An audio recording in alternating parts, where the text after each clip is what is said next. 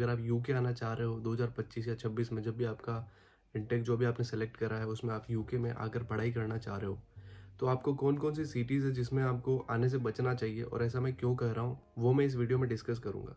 तो सबसे पहले अगर आपने सोचा है कि आप यूके में पढ़ना चाह रहे हो, वैसे तो यूके में काफ़ी ज़्यादा भीड़ हो चुकी है और उसकी वजह से जॉब्स में दिक्कत आती है। मेनली तो पार्ट टाइम जॉब्स लोगों को नहीं मिल रही है। अब मेन मैं कुछ सिटीज़ बताऊँगा जैसे कवेंट्री, लेस्टर, बर्मिंघम। ये 2-3 ऐसी सिटीज़ हैं ईस्ट मिडलैंड्स में जहाँ पे काफ़ी ज़्यादा देसी स्टूडेंट्स हो चुके हैं और उसकी वजह से यहाँ पे जॉब्स बहुत मुश्किल से मिलती हैं। जब स्टूडेंट सीधा आता है तो आते ही उसको सर्वाइवल के लिए पार्ट टाइम जॉब्स चाहिए होती। स्टूडेंट्स आते हैं वो सीधे आते हैं लोन लेकर या ऐसी कोई फाइनेंशियल डिफिकल्टीज़ की वजह से। ज़्यादातर जैसे स्टूडेंट्स आते हैं, बहुत कम ऐसे स्टूडेंट्स होते हैं जो फाइनेंशियली इतने रिच बैकग्राउंड से आते हैं कि उनको आते ही जॉब नहीं करनी पड़ती है।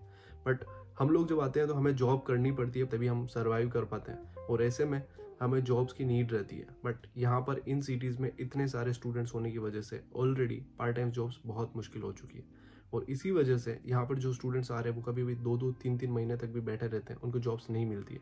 तो आप जैसे लेस्टर में मैं खुद 3 साल से रह रहा हूँ, मेरा खुद का पर्सनल एक्सपीरियंस है। मैं खुद कई बार 2 महीने जॉब नहीं मिली, कभी 3 महीने नहीं मिली, तो ऐसा मेरा एक्सपीरियंस रहा है। तो मैं आप लोगों से एक ही रिक्वेस्ट करूंगा कि जब भी आप यूके के लिए आओ, अच्छे से रिसर्च करके आओ कि आपको कहाँ जाना है। हालांकि किसी सिटी का लिविंग कॉस्ट ज़्यादा हो सकता है, जैसे आप लंदन जाते हो तो वहाँ पे आपका रहने का खर्चा, रेंट काफ़ी ज़्यादा लग सकता है और मैं मेरे पहले की वीडियोस में भी बताता आया हूँ। बट लेकिन आपको वहाँ पे जॉब्स मिलने के चांसेस ज़्यादा बढ़ जाते हैं। आप एडिनबरा जा सकते हो, आप बड़ी बड़ी सिटीज़ जैसे मैनचेस्टर जा सकते हो सकता है कि वहाँ के लोगों के भी अलग पॉइंट ऑफ व्यूज़ हो इसको लेकर, लेकिन लेस्टर, कवेंट्री, बर्मिंघम जहाँ पे बहुत ज़्यादा भर भर के देसी स्टूडेंट्स हैं, वहाँ पे तो बहुत ही ज़्यादा दिक्कत आ रही है। और इसी वजह से मेरा ये पर्सनल एक्सपीरियंस है कि मैं आप लोगों को यही सजेशन दूंगा कि ऐसी यूनिवर्सिटीज़ देखो जहाँ पे सिटीज़ में देसी स्टूडेंट्स कम हो और वहाँ पर आपको जॉब मिलने के थोड़े से चांसेस बढ़ जाएं।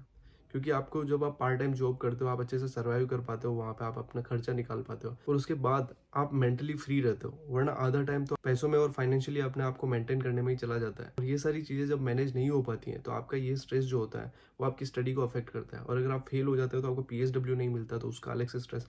मैं ऐसे कई सारे स्टूडेंट्स को जानता हूँ जिनको PSW लेने में दिक्कत आती है, वो फेल हो जाते हैं, फिर उनको कोई दूसरा तरीका निकालना पड़ता है जो कि सही नहीं होता है, जो लीगल नहीं होता है और उसकी वजह से उनके करियर को लेकर काफ़ी ज़्यादा दिक्कतें हो सकती हैं। हो सकता है आपके बहुत सारे दोस्त पहले से किसी सिटी में हो और वो वहाँ पर कर रहे हो जॉब्स और वो आपको हेल्प कर रहे हैं, तो वेल एंड गुड है। वरना आप अच्छे से रिसर्च करो कहाँ पे आपको जॉब मिलने का चांसेस ज़्यादा बढ़ जाते हैं, कहाँ पे आप अच्छे से रह सकते हो और जहाँ पे देसी लोग कम होंगे या फिर जहाँ पे इंटरनेशनल स्टूडेंट्स कम होंगे, वहाँ पे आपको जॉब मिलने के ज़्यादा चांसेस रहते हैं क्योंकि वहाँ पे वो लोग हायर कर लेते हैं। तो इस वीडियो में मैं आप लोगों के साथ में बस इतना ही क्लियर करना चाह रहा था। मिलते हैं किसी और वीडियो में, तब तक के लिए मेरे चैनल को सब्सक्राइब कर लो।